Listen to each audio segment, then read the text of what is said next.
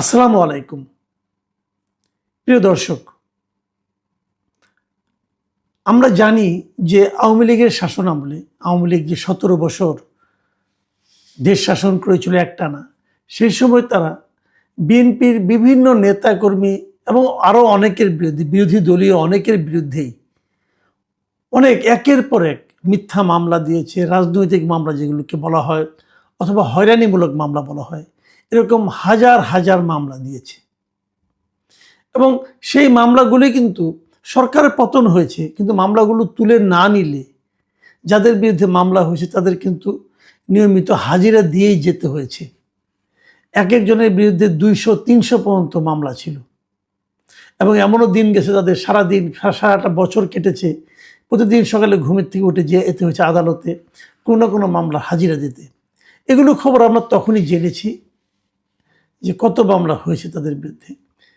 আজকের খবর হলো, গতকালকে আমরা দেখলাম যে স্বরাষ্ট্র মন্ত্রণালয় থেকে তারা বলা হয়েছে যে তারা বেশ কয়েকটা প্রায় ১০০৬টি মামলা প্রত্যাহার করার জন্য স্বরাষ্ট্র মন্ত্রণালয় থেকে অনুমোদন দেওয়া হয়েছে।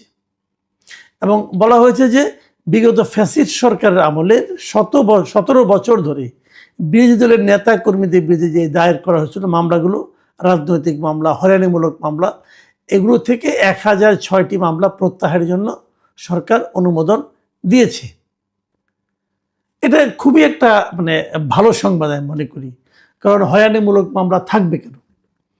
এখন প্রশ্ন হচ্ছে যে ১০০৬টা কোন বিচারে, এই প্রশ্নটা আমি একটু করতে চাই। ১০০৬টি কেন? আমরা তো জানি, আমরা আওয়ামী লীগের আমলে বিএনপিদের পক্ষ থেকে যে অভিযোগ করা হয়েছিল, তারা কিন্তু বারবার বলেছে যে বিএনপির বিরুদ্ধে ২০০৯ সাল থেকে আপনার ২০২৪ নির্বাচনের আগ পর্যন্ত এই সময়ে ১,৩৮,০৭১টি মামলা হয়েছে। এটা বিএনপির মামলার তথ্য ও সংরক্ষণ শাখা ছিল একটা, তাদের হিসাব অনুযায়ী বলা হয়েছিল ২০২৩-এর ২৫শে জুলাই পর্যন্ত। এই সময়ের মধ্যে বিএনপি এবং এর অঙ্গ সহযোগী সংগঠনের নেতাকর্মীর বিরুদ্ধে এরকম ১,৩৮,০৭১টি মামলা করা হয়েছিল। এবং এসব মামলার মোট আসামির সংখ্যা ছিল ৪০ লাখের উপরে। এই হিসাবটা নিয়ে আবার অনেকে কনফিউশন তৈরি করার চেষ্টা করেছে, বাট হিসাবটা খুব সহজ। ধরুন একজন লোকের বিরুদ্ধে ৩০০ মামলা, তো সে কিন্তু ৪০ লাখ আসামির মধ্যে সে কিন্তু ৩০০ আসামি সে একাই, তো এরকম হয়। এবং এর মধ্যে কেবল ঢাকা মহানগরের মামলার সংখ্যা ছিল ১৭,৫৮৩টি, অনেক মামলা। তো যদি ঢাকা মহানগরেই ১৭,০০০ মামলা হয় এবং সারা দেশে ১,৩৮,০০০ হয়, তাহলে মাত্র ১০০৬টি মামলা আপনি প্রত্যাহার করতেছেন। এই ১০০৬টি আপনারা কিভাবে নির্বাচন করলেন? আশা করি আপনারা ঠিকভাবে নির্বাচন করেছেন, কিন্তু তারপরেও একটু শঙ্কা থেকে যায় নির্বাচন প্রক্রিয়াটা কি, এটা একটু জানা দরকার। মাত্র এই সরকার দায়িত্ব নিয়েছে মাত্র কয়েকদিন, এক সপ্তাহ এখনো হয়নি। এর মধ্যে ১০০৬টা আপনারা কিভাবে, কোন প্রক্রিয়ায় করলেন, এটা একটু জানা দরকার। এবং তারা কি সবাই বিএনপির? আওয়ামী লীগ আমলের মামলাগুলোতে বিএনপি ছাড়া জামাতের বিরুদ্ধে করা হয়েছে, অন্যান্য দলের বিরুদ্ধে করা হয়েছে, সেগুলোকে তুলে নেওয়া হয়েছে। ব্রেকআপটা কি, ব্রেকআপটা এখন আমরা জানি না। এটা জানার একটু কৌতূহল আমার থাকছে। আর তার পাশাপাশি আরেকটা কথা, এত মামলা তাহলে আপনারা কিভাবে প্রত্যাহার করবেন? প্রত্যাহারের কোনো পদ্ধতি আপনারা তৈরি করেছেন কিনা? আমরা কিন্তু আগেও দেখেছি যে 1-11 সরকারের আমলে ২০০৮ সাল পর্যন্ত যে মামলাগুলি হয়েছিল, ২০০৯ সালের প্রথমেই আওয়ামী লীগ দায়িত্ব নেওয়ার পর তারা কিন্তু দ্রুত বেগে বেশ কিছু মামলা প্রত্যাহার করেছে। এবং ইন্টারেস্টিংলি তারা যে মামলাগুলি প্রত্যাহার করেছে তার সবগুলোই ছিল আওয়ামী লীগের নেতাকর্মীর বিরুদ্ধে 1-11 সরকারের দায়ের করা মামলা। বিএনপির নেতাকর্মীদের বিরুদ্ধে যে মামলাগুলি করেছিল 1-11 সরকার, সেগুলো তারা প্রত্যাহার করেনি।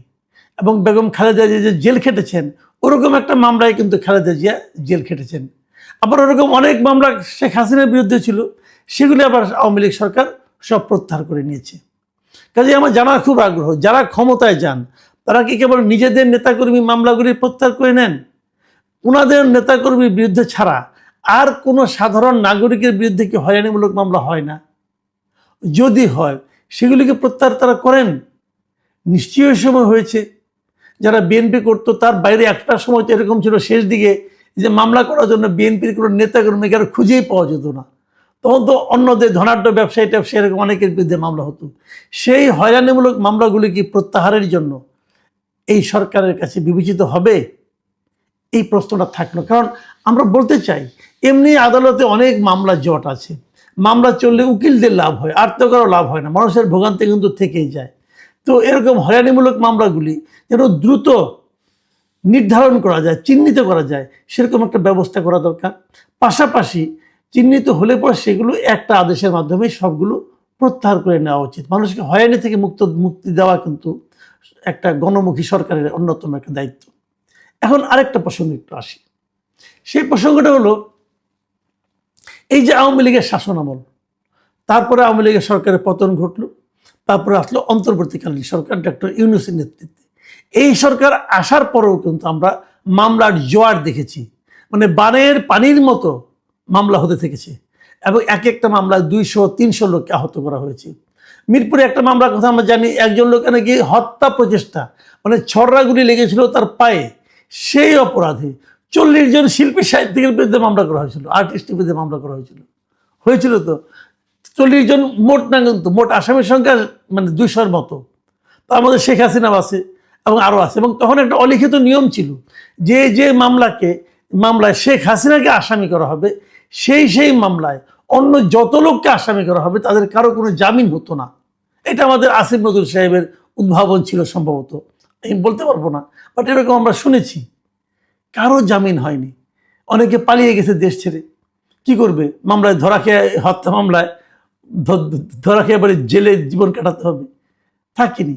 এই সময় কি অনেক এরকম মামলা হয়নি?